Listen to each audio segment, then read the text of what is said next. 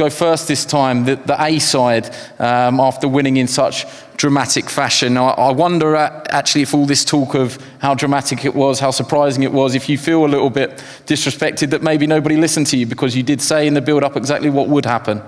Yeah, obviously, you know, it was more of a lesson learned for media people. Being told basically fight week, it was like you might as well not have threw a headshot at Chris because he's got a great chin. That's what was made out. It was like it was pointless throwing at Chris's head because he can't be hurt. So it makes it more just show a lesson learned for the media. Never judge it like that. Chris has got a good chin. There's been better fighters with better chins than Chris Eubank Jr. get knocked out, and you know, obviously it happened to him. It all happened to him on one night. Everything he thought he couldn't happen to him. Everything Chris prides himself on happened to him on one night. He got buzzed. You know, we sat the gloves are off. He said he's never so much as been buzzed, never been dropped, never touched down. All them things happened to him on one night, and I done it to him. So yeah, it was a good night for me. As you stood under those bright lights in January, though, at the end of the fight, did you believe that we'd be back here, that we'd be doing the rematch, that Chris would take it? I know he tried everything to make the Conor Ben fight, but to save face, he had to take this rematch. If he wants to go any further in his career, he has to take this rematch. And you know, he's got a big thing. You know, he's got a big thing to deal with in front of him now because he's got a lot of demons to come over. I mean, that was my next question. Do you believe that he can or is capable of making necessary adjustments, and do you have to do anything different? No, I don't believe he does. I believe it's the same outcome. I believe it's a Liam Smith win. And again, I know I can hurt him both ways now, so I believe it's the same outcome. You believe you win it inside the distance? Yes, I do. Just incidentally, how did it rank? I mean, you've been there, seen there, done it, got the T-shirt, boxed all around the world, won everything, you know, including a world championship. But to do it in an atmosphere like that, with the pressure that was on you, even if you say, you know, there was no pressure on me, but to do it in that sort of atmosphere, I wonder where that ranks. Yeah, like I said after it, look, I'm not gonna kid you, it ranked right up there. Just everything into consideration. The night itself was, you were there yourself, you know, it was a special atmosphere for myself. You know, to beat Chris the way I beat him, to do what I was told I couldn't do, and to just justify everything I said in the build-up was a special night, and it ranks right up there. What are your feelings towards Chris now? The same as it was before the fight last time. You know, he's an opponent now, and I'm 100% confident I'll beat him again. Chris, welcome. A fairly straightforward question. How do you process defeat? How do I process defeat? You know, I'm a good sport. I've lost before, and it's part of the game. Unless you're Floyd Mayweather, everybody has to go through it. You know, I told Ryan Garcia after his fight a few days ago, you know, it's not about how great you look when you're winning. It's about how you hold yourself when you lose, you know? And it's about how strong you can come back. A lot of guys can't come back after a loss, after a big loss, you know? It breaks them, it breaks their spirit, it breaks their confidence, it breaks their, you know, their rhythm. For me, it just makes me more determined to improve, you know, to figure out why things went wrong and to fix those mistakes. And that's exactly what's going to happen in the rematch. Forgive me for dwelling on it, though, but you are coming back from something that's never happened to you before. There's nothing to compare it to. To my knowledge, I think you've never been dropped. I think you said never even in sparring have you been hurt to that extent. Oh, I've been hurt. Of course I've been hurt. I've been buzzed. I've never been dropped, never been on the canvas. So yeah, it was a new experience. I enjoyed it. You know, it was something new. Imagine, you know, you've been in a sport your entire career and something new happens to you. It's exciting. You know, the thing I regret is not being able to, or not being given the chance to kind of get through it. As you guys saw, I wanted to continue. I wanted to see if I could overcome that adversity And I feel like I was, I was robbed of that challenge. There's, this is what we sign up for. We sign up to get hurt. We sign up for that, for the possibility of receiving punishment. So yeah, it didn't really sit well with me that I wasn't given every opportunity to recover. If a beating was what I was going to take, if the fight had been let to go longer, then great. That's what I deserved. I would have accepted that. I would have enjoyed that. But I think every fighter, especially if they're demanding to continue, should be given the opportunity. I'm a grizzled veteran in the sport. I know how much I can take. I know when, I can't go on. I was buzzed, but I knew what was going on. Obviously when the referee stopped the fight, I knew the decision had been made. I knew I wasn't going to be able to overturn it. But in my mind, I was like, okay, the fight's done, but I still need to make sure that Liam knows that I'm still ready to go. I can't have him walking away from this fight thinking that, he made me quit. So I walked over and I stood in front of him, and I wasn't going to throw any punches, obviously, but his team ran over and the referee's trying to push me back. I understood the fight was over, but I just wanted to look at him and let him know, hey, listen, I'm still here. I'm still ready to go. In my opinion, he didn't stop me. The referee stopped me. And in a sense, we both got robbed there. He got robbed of the opportunity to finish me conclusively, and that could have happened, And I got robbed of the opportunity to overcome that bad instance and to maybe come back and win the fight, And that's what the fans really want to see. They want the Castillo Corrales type fights. They want the Gatti Ward. They want that that fantasy of a fighter goes down, he gets hurt, but then he comes back and he and there's a back and forth, and then the other guy gets hurt, and then he comes back to win. That's what that fight could have been. It could have been that, or it could have been me just getting my ass kicked for the next few rounds. But we'll never know. But the fans should have been given the opportunity to see that. How's he going to react? How's he going to deal with taking more punishment, or how's he going to deal with recovering and maybe getting the fight back? We'll never know. But as a prize fighter, as somebody who's getting paid millions to fight, each and every time I step into the ring, I have a responsibility and an obligation to give it everything I've got. I'm not looking for a way out. I'm not like these other fighters like Billy Joe Saunders. When the going gets tough, they're looking for a way out. I'm looking for a way in. I'm looking for a way to overcome. And I think that was taken away from me. Who took it away from you, Chris? The referee. So if the referee let you go on, Roy was on the apron with a towel. You do know that, don't you? Well, I didn't know. I can't control what Roy was doing. You should ask Ronnie or your team before you got up here.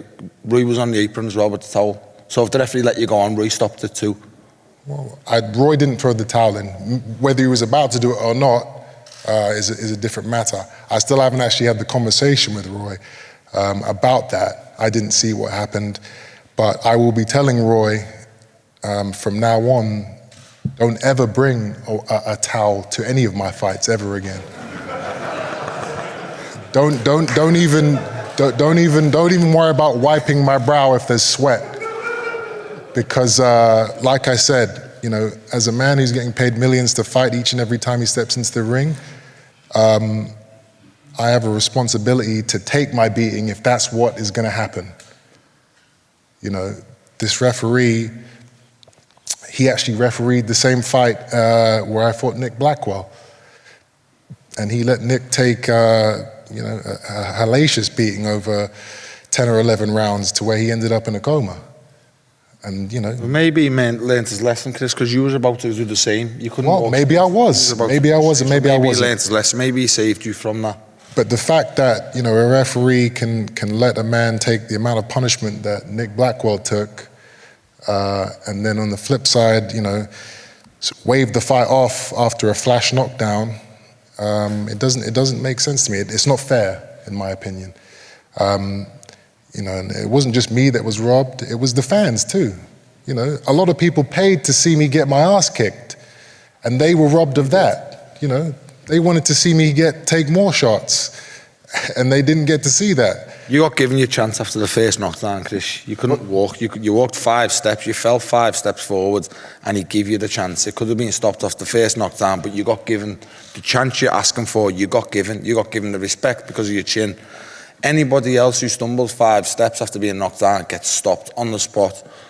You ask anybody in this room, anybody else gets stopped on the spot. You got given the respect because you're a tough man previously and you've got a good chin. You got given that respect, which is why the fight went on after the first knockdown.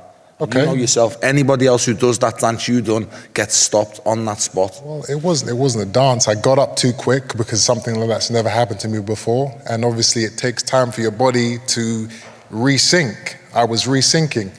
Then you threw a few more shots, glancing blows. We both fell over. I get back up immediately, and I'm pushing forward, and the fight is stopped. When a fighter is really hurt and can't continue, he doesn't pop back up and demand that the fight continues. Like I said, I'm a grizzled veteran. I know what I can take and what I can't take, and I could have taken more punishment if that's what was going to happen. And I could have taken, all I needed was a few more stanzas to get my rhythm back, and I think I would have been back in the fight. Again, we'll never know.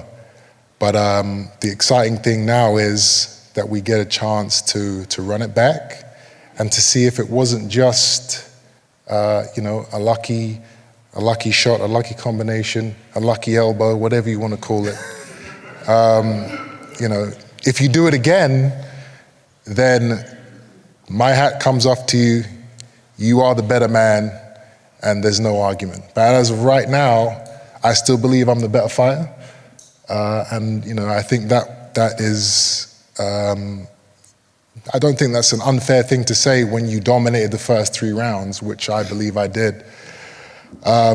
So I think I'm going to go in there and I'm going to right that wrong. Obviously, you're going to do what you need to do to stop that, and that's what's going to make this fight so exciting. Liam, I'll give you a chance to come back on a couple of those points there.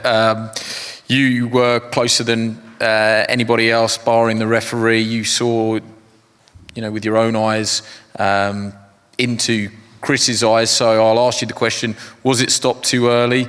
And on the second question, Chris just said there that he felt that he had dominated the first 3 rounds. Your opinion on that as well? Yeah, look, obviously I let Chris have a say. You don't need to be a genius to see, he's fallen over everywhere. He got his chance after the first knockdown. He goes down again, gets up and falls straight into the referee. The referee stops the count as soon as he falls the second time round. You've got fighters commenting saying, it could have easily been stopped that first time. Everybody in this room been round boxed a long time and no boxing. You got given his credit for his history, so to speak. He got given the chance to carry on after that first knockdown. Any other fighter gets stopped after that first knockdown. You can't fall forward 5 steps and let the referee, you got up too quick. That's your mistake. You should have been stopped. He gave you the chance. You went down again. You fell over again. We fell over.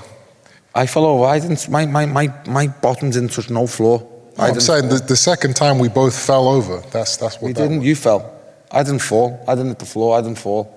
Oh well. Maybe I watched. You were falling. You tried to bring me with you, but the ropes caught me. You fell and then got up and then fell into Victor Loughlin, and he got stopped. Now, I understand you've got to come with some sort of roundabout way to make excuses. because the fight's back on. It's not an excuse, it's what happened. I got up and I wanted to keep going, and he denied me that. You're going to want to keep going because you're a fighter, but you couldn't keep going, and everyone in this room will tell you couldn't keep going. I mean, everyone in this room doesn't know what I go through on a daily basis for the last... You said before the last fight you've never been buzzed. You've just admitted you've been buzzed there, Chris. Of course I've been buzzed. You can't swim in the sea. You the gloves off and said you've never so much as been buzzed. You can't swim in the sea and not get wet. For me to say I've never been buzzed in my boxing career in you said it, or in the ring, gloves are off. It's all on camera, Chris. You said it, so I've never been down. I've never been touched the canvas. You have now, and I done it to you. You have now, and I done it to you. And I give you that. I give you that. But you know, to say that I wasn't able to continue after jumping back up and wanting to and telling the referee to let me keep going, you know, I mean, it's not an excuse. Listen, you won the fight. Now it's up to me to prove what I'm saying is correct, that I am the better fighter, and that you know, it was a once in a lifetime thing, which it was, because that's never happened in my lifetime. I've never touched the canvas before.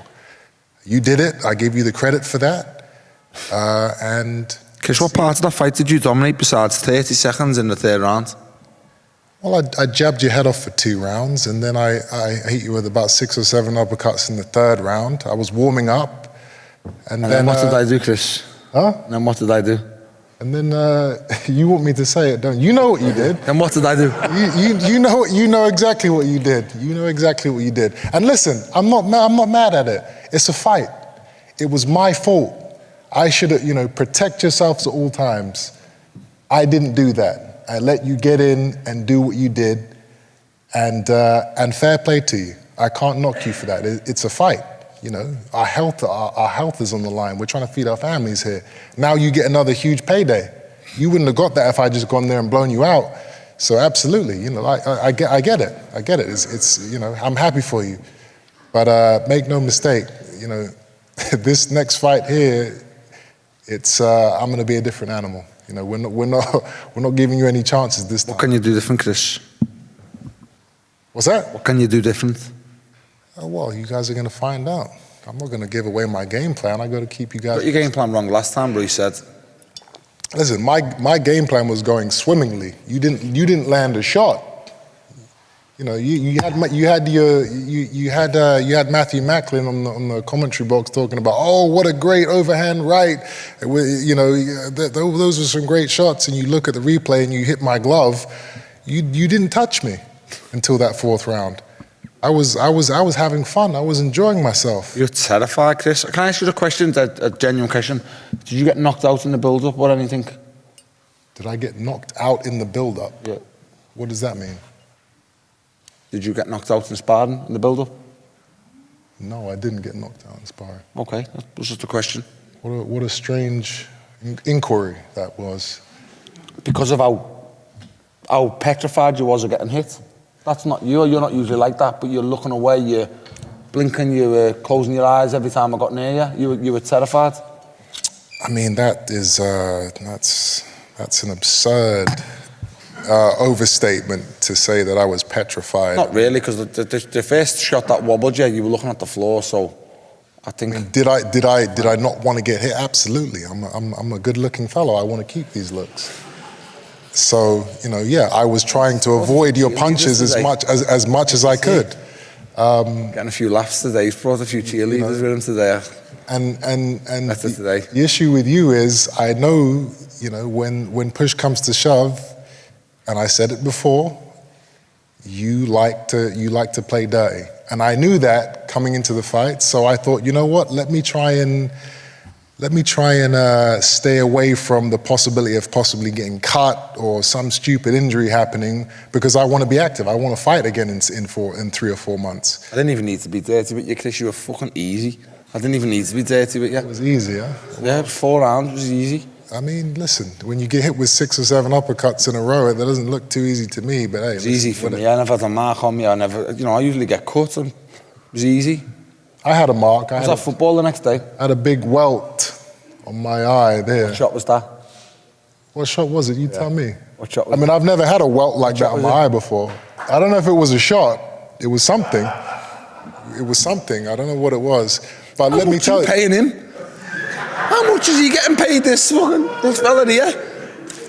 one thing I will say is that any big punch I've ever received, any big punch I've ever received in a fight or in sparring that lands clean, you know, I get this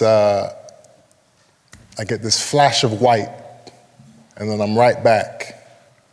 You know, I have that ability. Some guys, they take those shots and, you know, they're down, or, you know, they wobble or whatever. I usually have that one flash and then I'm back.